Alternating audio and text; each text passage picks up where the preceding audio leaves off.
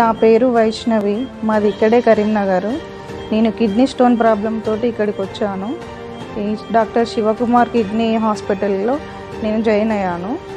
నేను థియేటర్ లోపలికి వెళ్ళాక సార్ నన్ను చాలా కేర్ తీసుకొని చాలా బాగా చేశారు ఆపరేషన్.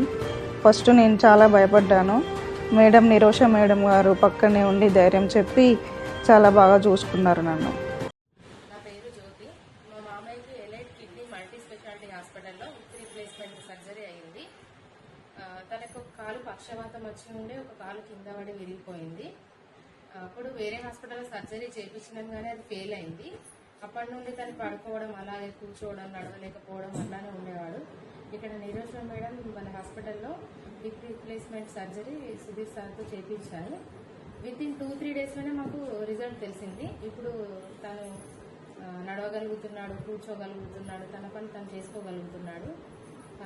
హాస్పిటల్లో స్టాఫ్ అందరూ కూడా సార్ మేడం చాలా బాగా చూసుకున్నారు. ఫిజియోథెరపీ కూడా చేయించారు, నడిపించారు.